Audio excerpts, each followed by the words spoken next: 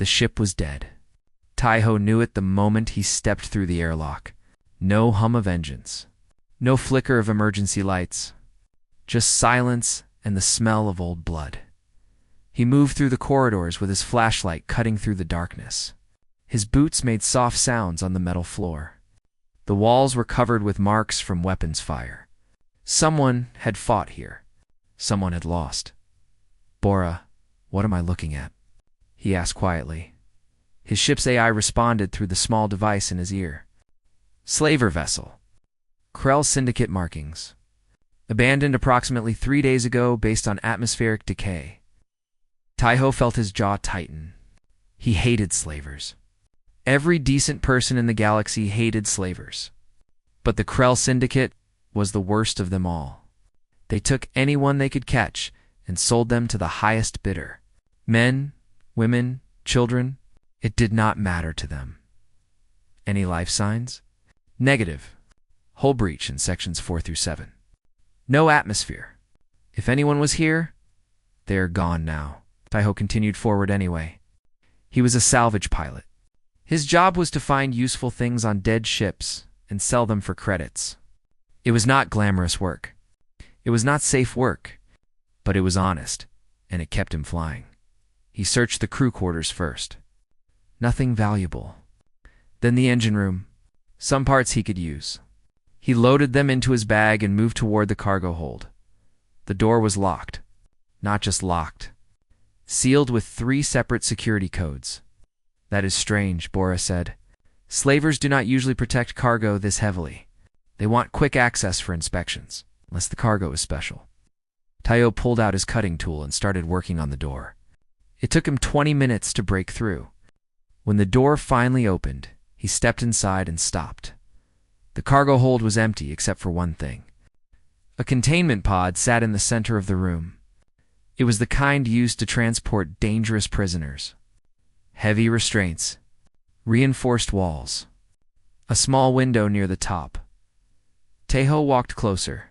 He looked through the window, and his heart stopped. A girl was inside. At least, she looked like a girl. Her skin was pale blue, almost silver in places. Patterns of light moved slowly across her arms and face, but they were dim, flickering, like a candle about to go out. Her eyes were closed. Her breathing was shallow. She was dying. "Bora, what species is this?" There was a long pause. When Bora spoke again, her voice sounded strange, almost worried. "Tai-Ho, that is a Villani." He did not know much about the Villani. They were an old species. Powerful. They controlled a vast empire on the other side of the galaxy. Humans had almost no contact with them. They preferred it that way. What is a Villani doing in a slaver's cargo hold? I do not know. But Tai-Ho, if she is here, someone very important is looking for her, and someone very dangerous put her in that cage. He looked at the girl again.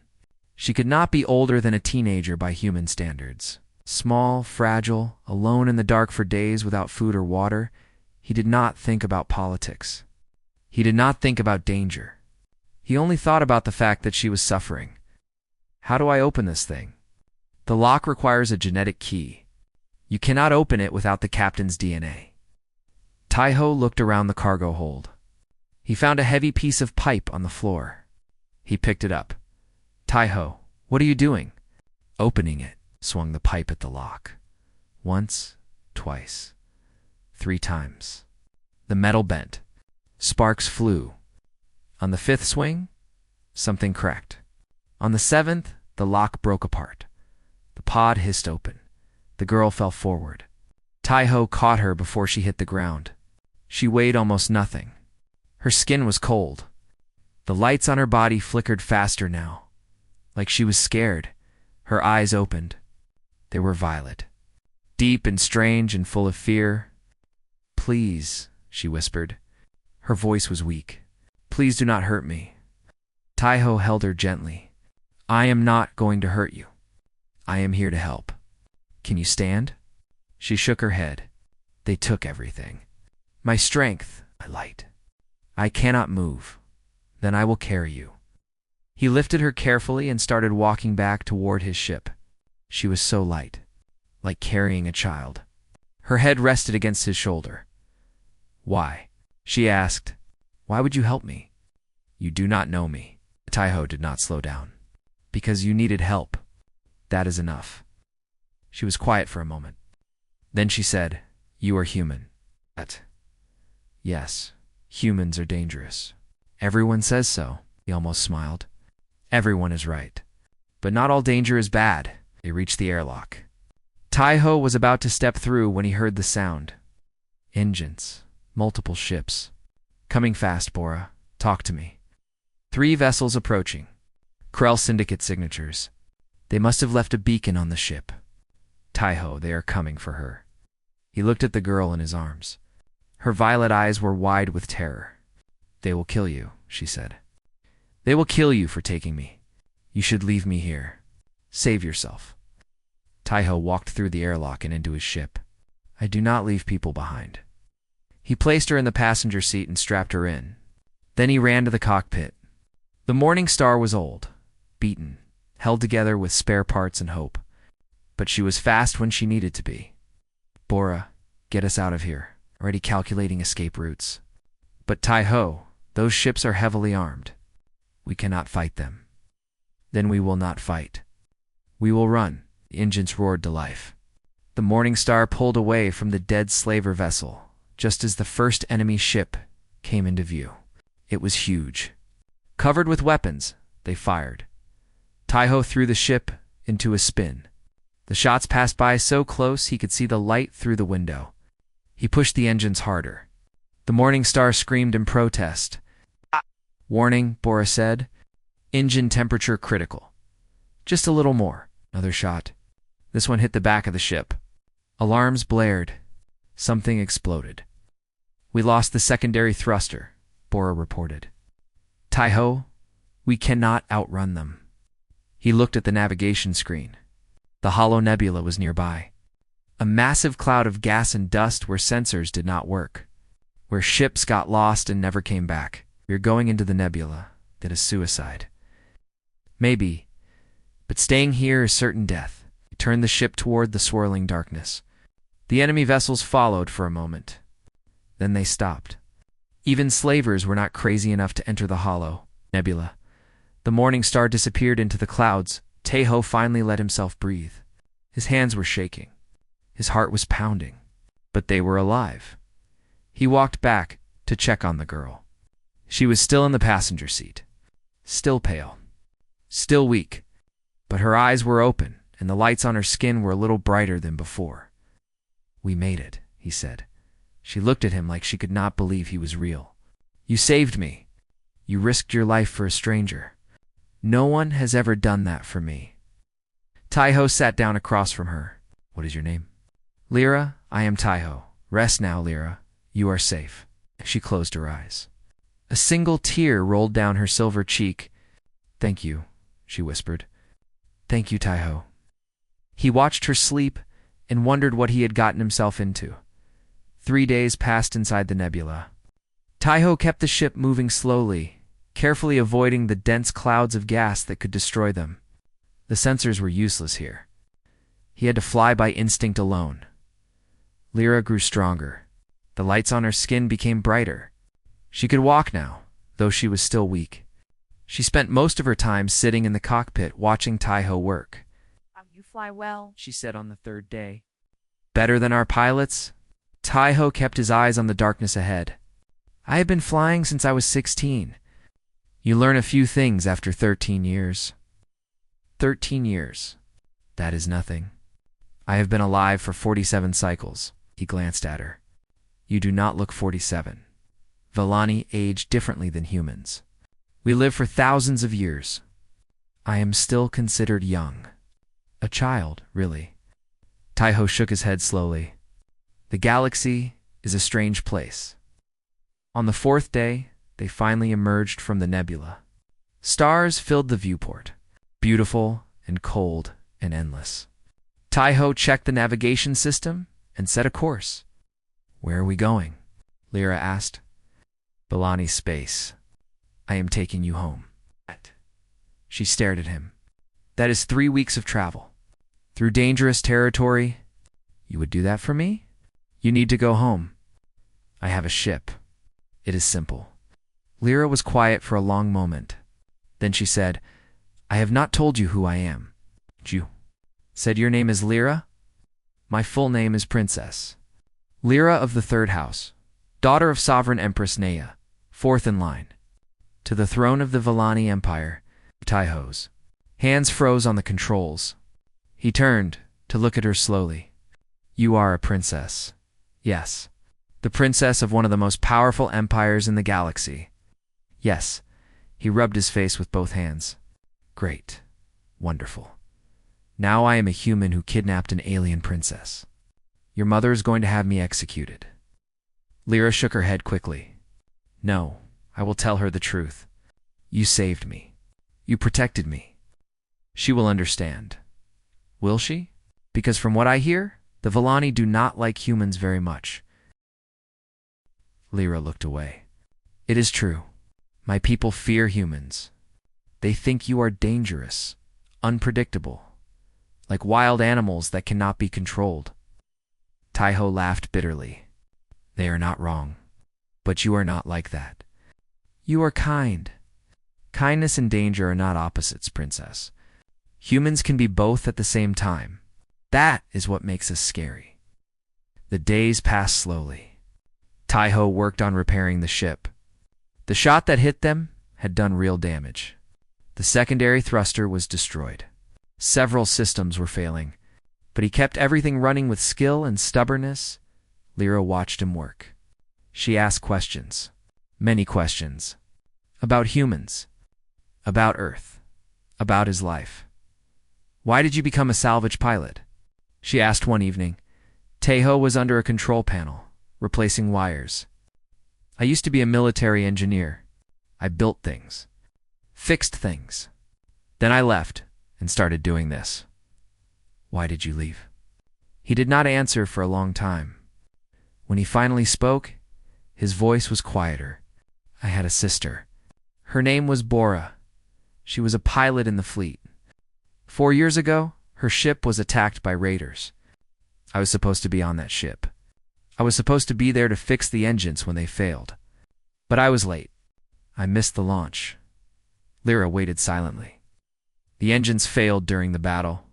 The ship could not escape. Everyone died, including Bora. He slid out from under the panel. His eyes were distant. I named my AI after her. Stupid, maybe. But it helps me feel like she is still here. I am sorry, Lyra said softly. It was a long time ago. But I made myself a promise after that. I would never be too late again. I would never leave someone behind when I could help them. Lyra understood now. She understood why he had broken open her cage without hesitation. Why he had carried her to safety. Why he was flying for weeks through dangerous space to take her home.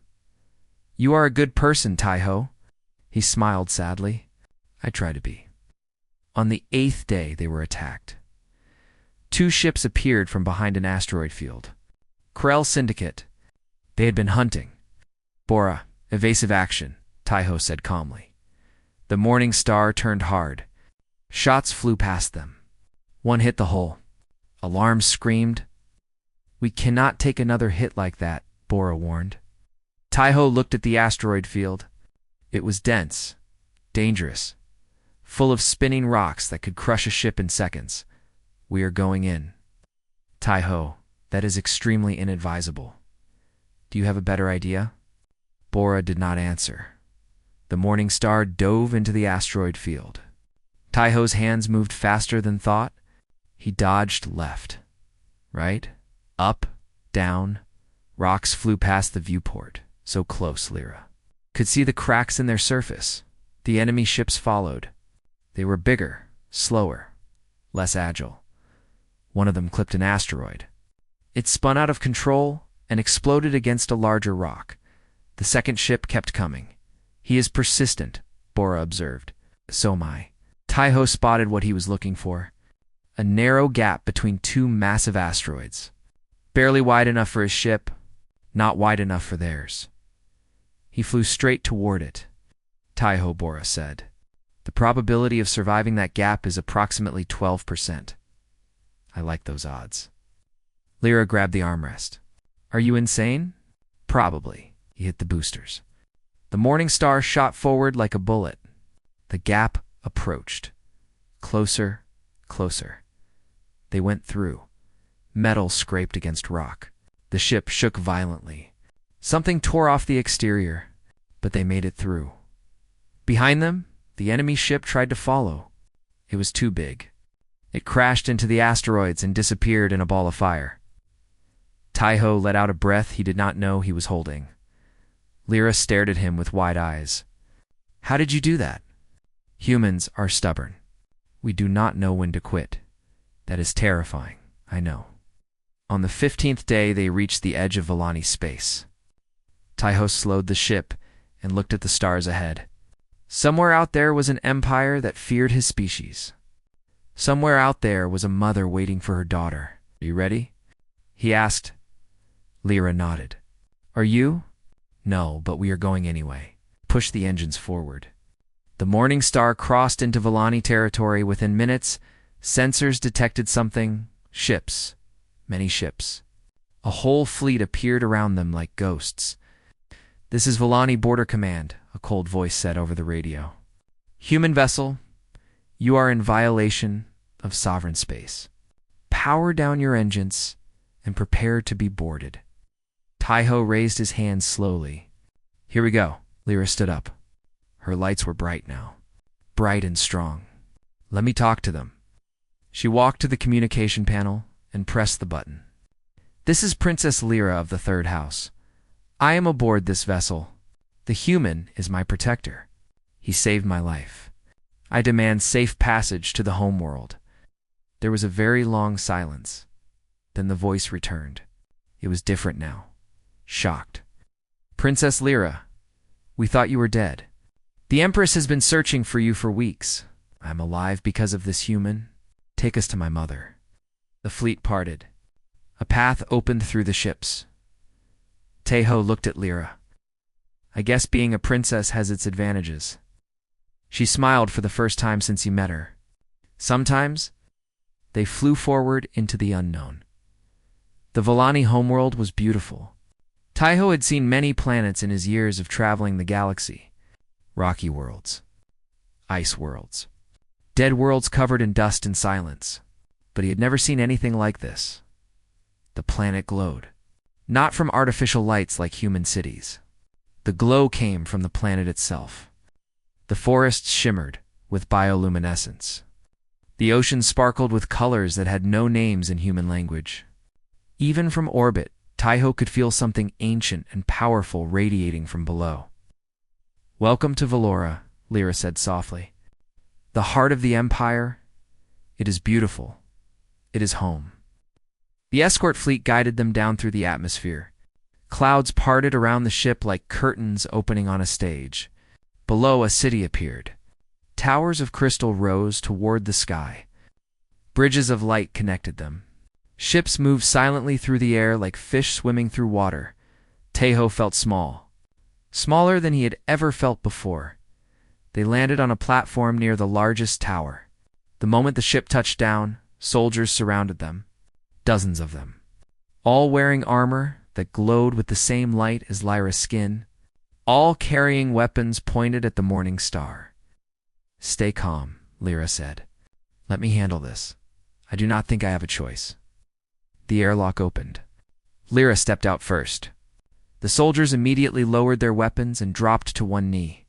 Their captain stepped forward. She was tall, fierce. Her eyes were cold as ice. Princess Lyra, thank the stars you are alive. The Empress has been inconsolable. Commander Rin, it is good to see you. Rin's eyes moved to the airlock. To Taiho, standing inside. Her expression changed. The cold became colder. What is that creature doing here? That creature saved my life. His name is Taiho. He is under my protection. Rin's hand moved to her weapon. He is human. Humans are not permitted in the core worlds. You know this, princess. I am changing the rule. You do not have that authority. Then take me to my mother. She does. Rin stared at Lyra for a long moment. Then she looked at Taiho. Her eyes studied him like he was a bug under glass. Something dangerous, something that needed to be crushed. The human will be taken into custody. For his safety, he will not be harmed. That depends on the Empress. Soldiers boarded the ship. They grabbed Taiho's arms and pulled him out. He did not resist. There was no point. One human against 50 armed Villani was not a fight. It was suicide. They put restraints on his wrists. Heavy metal bands that locked together behind his back. Lyra watched with pain in her violet eyes. "I am sorry," she said. "I did not want this." Taiho managed a small smile. "It is okay. I knew this might happen. I will talk to my mother. I will make her understand, Princess." Rin's voice was sharp. "We must go. The Empress is waiting." Lyra touched Taiho's face gently. Her fingers were warm. Her light flickered against his skin. "Thank you for everything. I will not forget." Then she was gone. Soldiers took her away toward the crystal tower. Taiho was taken in a different direction, down into the lower levels, into darkness. The cell was clean. That surprised him. He expected something cold and cruel. Instead, he found a simple room with a bed, a table, and a window that showed the glowing city outside. The restraints were removed. The door was locked. "Bora, can you hear me?" Static. Then her voice faint and broken. "I am here. They are jamming most frequencies, but I found a way through. Are you okay?" "I am in a cell. But it is a nice cell. Only you would find the positive in being imprisoned by an alien empire. I try to stay optimistic." Hours passed. Taiho sat by the window and watched the city. Ships flew past. Lights flickered in distant towers. Somewhere out there, Lyra was pleading for his life. He thought about Earth, about the blue oceans and green forests, about the smell of rain on hot pavement, about his sister's laugh. He had not been home in years. He wondered if he ever would again. The door opened. Rin stood in the entrance. Her face was unreadable. "Come with me," Taiho stood. "Am I being executed?"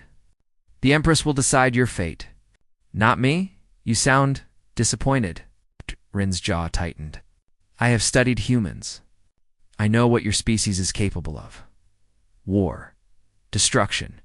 You conquered your own planet through violence. You spread across the stars like a disease.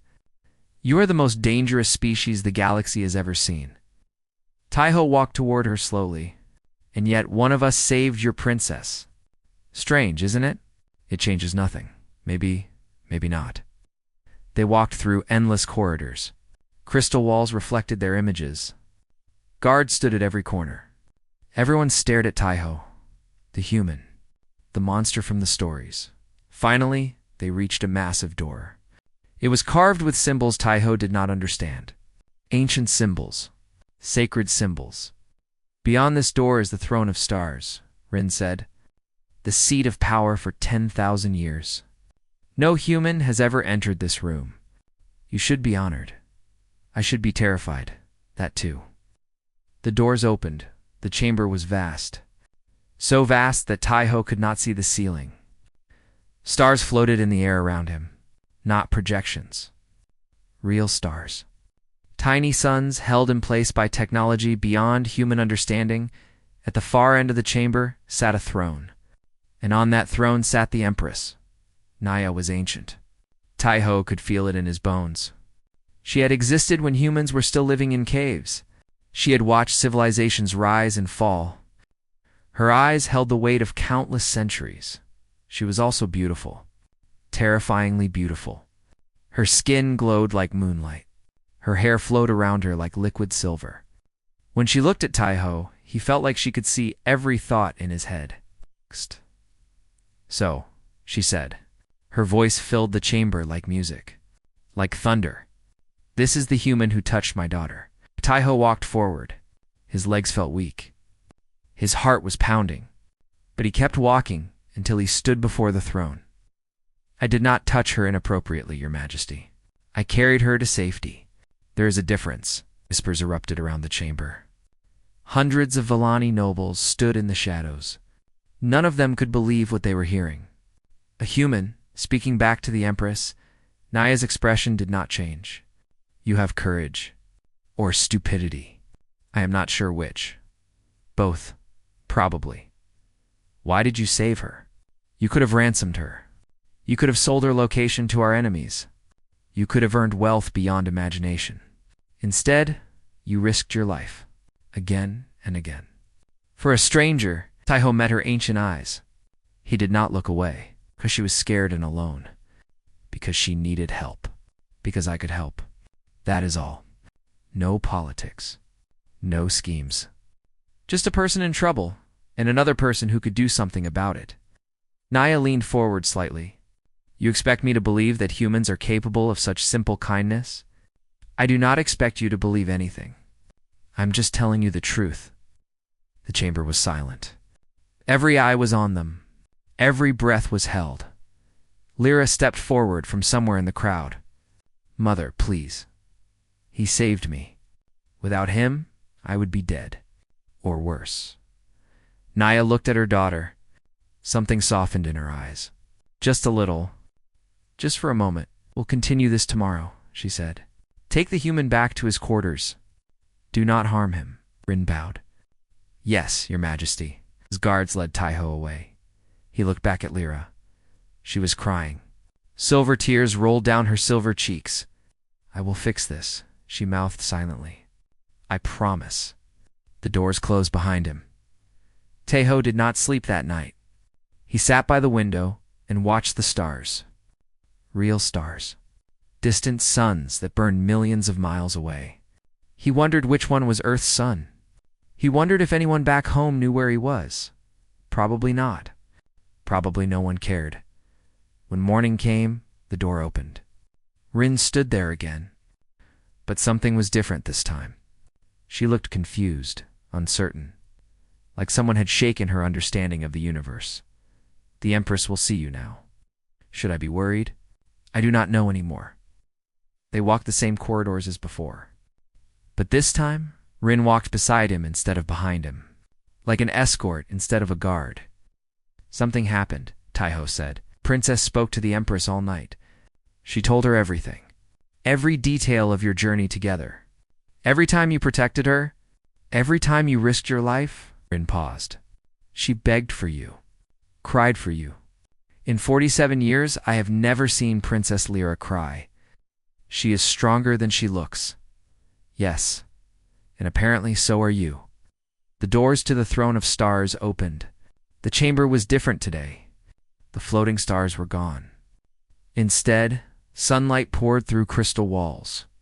The room felt warmer, more intimate. The Empress was not on her throne. She stood at the center of the chamber, surrounded by advisors and nobles. When Taiho entered, everyone turned to look at him. Lyra ran to his side immediately.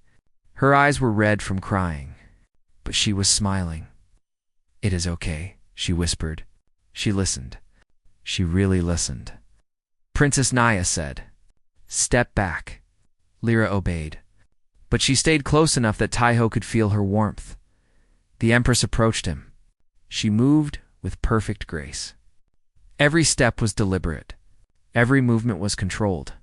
She stopped directly in front of Taiho and studied him with those ancient eyes. I have lived for 4,000 years, she said. I have seen empires born and destroyed. I have watched species evolve and go extinct. I have met billions of beings from every corner of the galaxy. Taiho said nothing. In all that time, I've never trusted a human.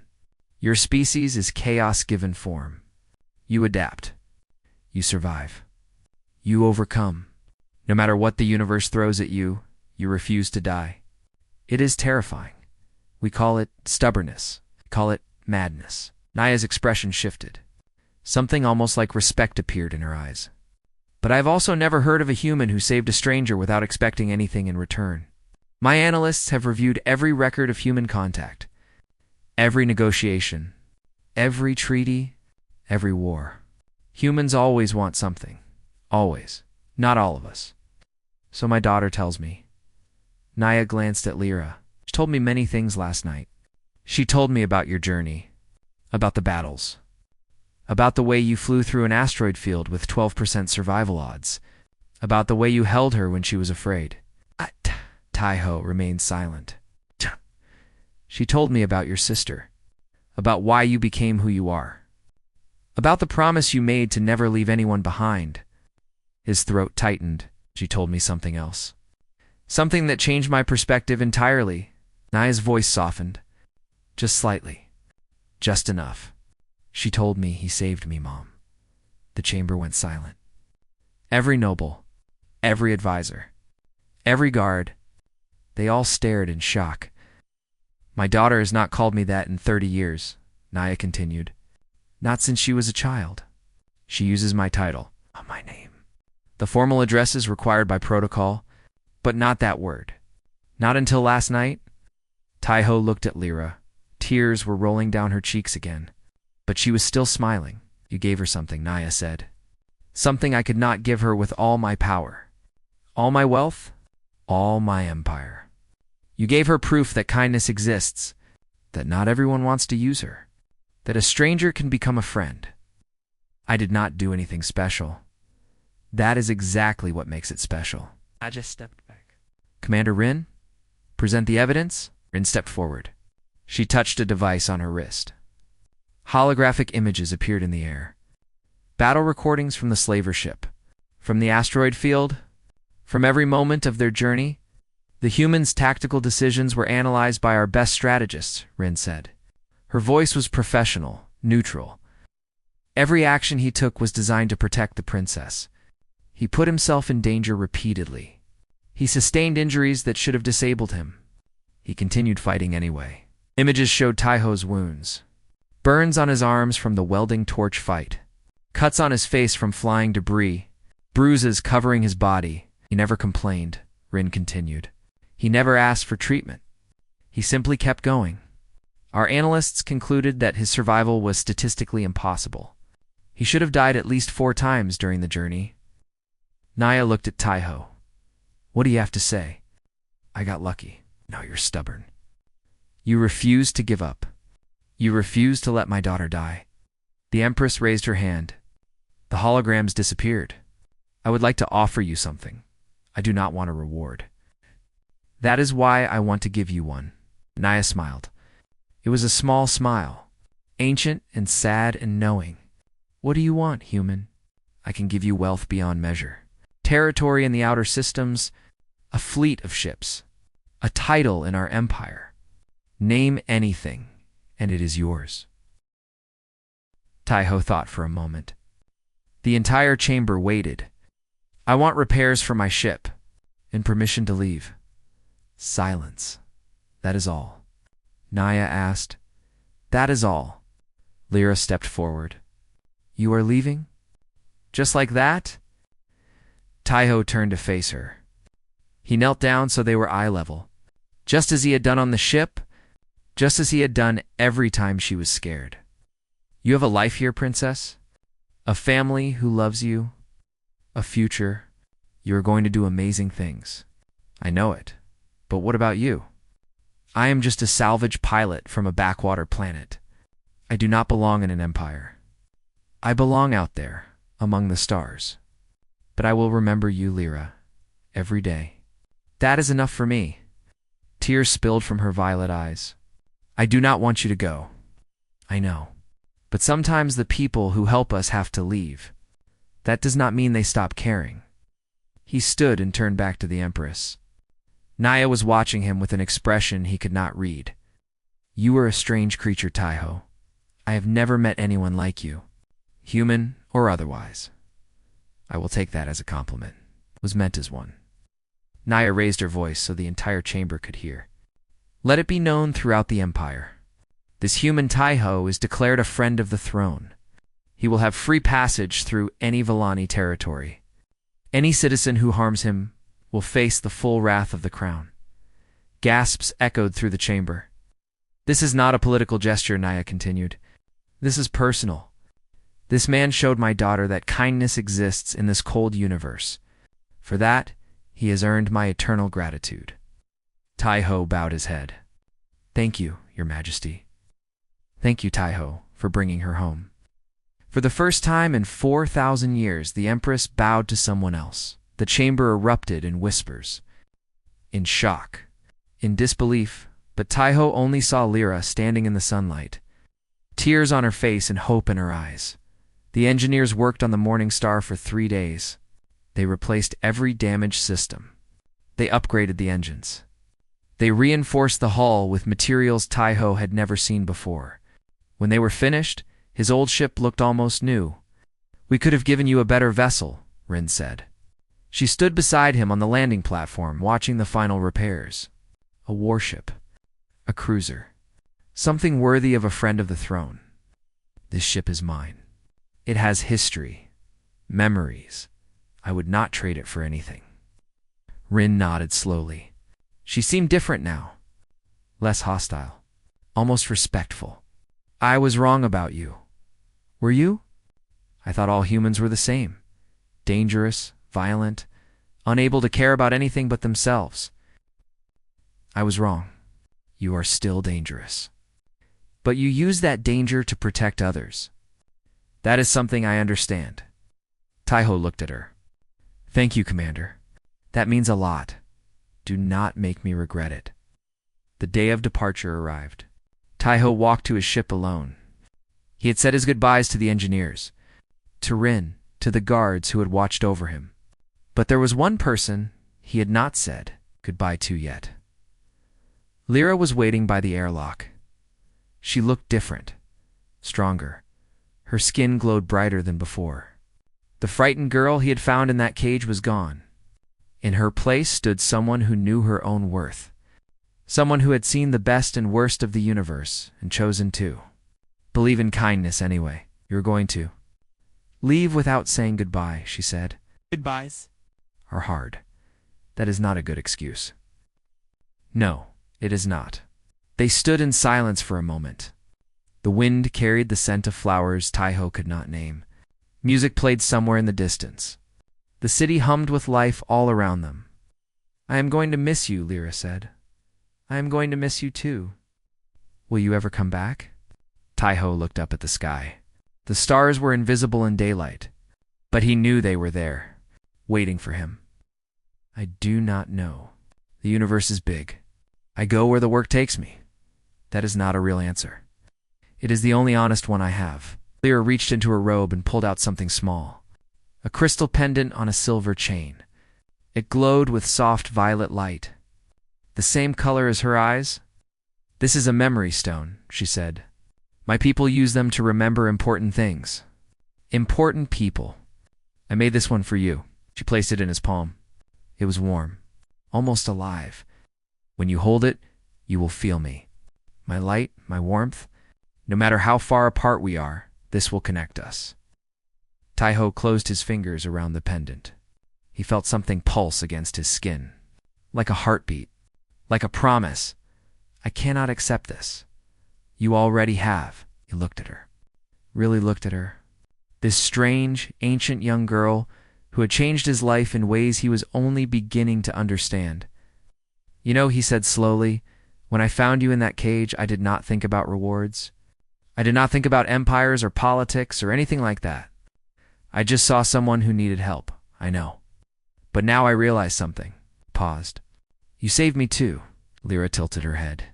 "How I was lost. After my sister died, I stopped believing in things.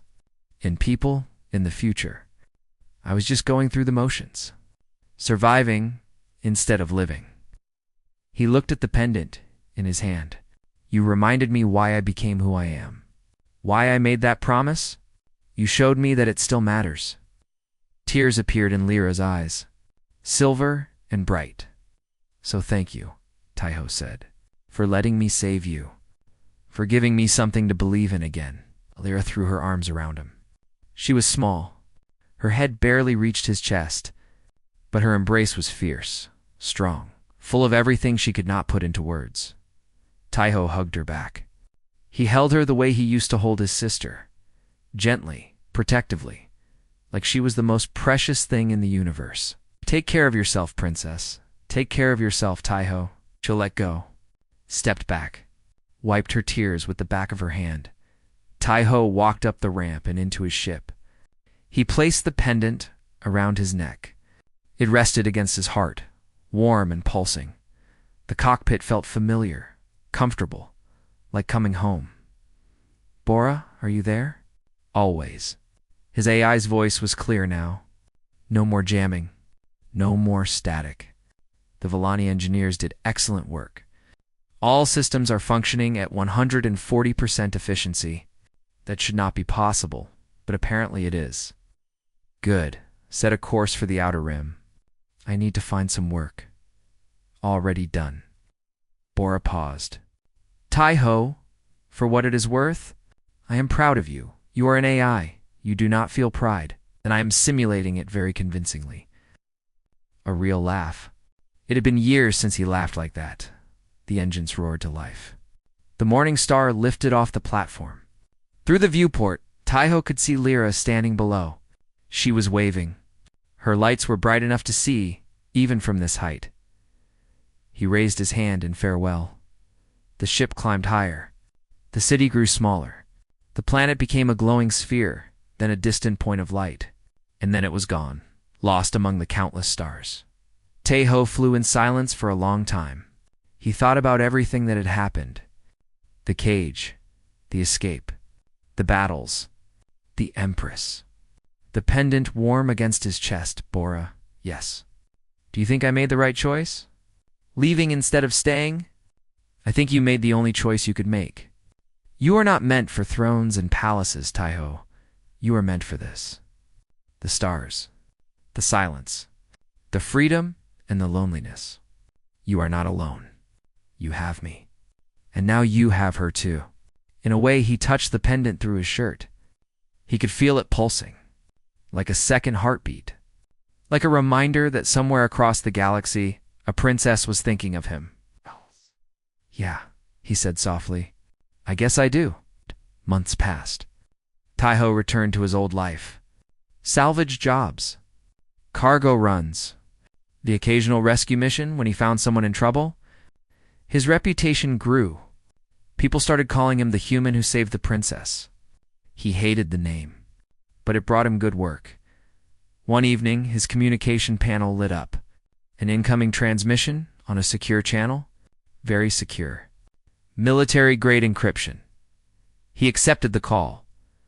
Lyra's face appeared on screen. She was older now. Not physically, but something in her eyes had changed. She looked like someone who had seen things, done things, made hard choices. Tai-ho, princess, I need your help. He leaned forward. What is wrong? The galaxy is more complicated than I knew. There are threats I did not understand. Enemies I did not know existed. I need someone I can trust. Someone who does not play political games. Someone who does the right thing simply because it is right. That sounds like a lot of responsibility. It is. Tai-ho looked at the pendant hanging around his neck. It was glowing brighter than usual, pulsing faster, like it knew, where do you need me? Can you come to the Villani outpost near the broken spiral? I will explain everything when you arrive. He did not hesitate. He did not ask questions. He just set the course. On my way, Lyra smiled. It was the same smile she had given him when he first carried her to safety. Full of hope, full of trust. Thank you, Tai-ho, always. The transmission ended. The stars stretched into infinity. The Morning Star shot forward into the unknown. Tai-ho did not know what waited for him. Danger, probably. Chaos, certainly. But that was okay. He had been living in the space between storms his whole life. One more adventure would not kill him. Probably he smiled and flew toward the light.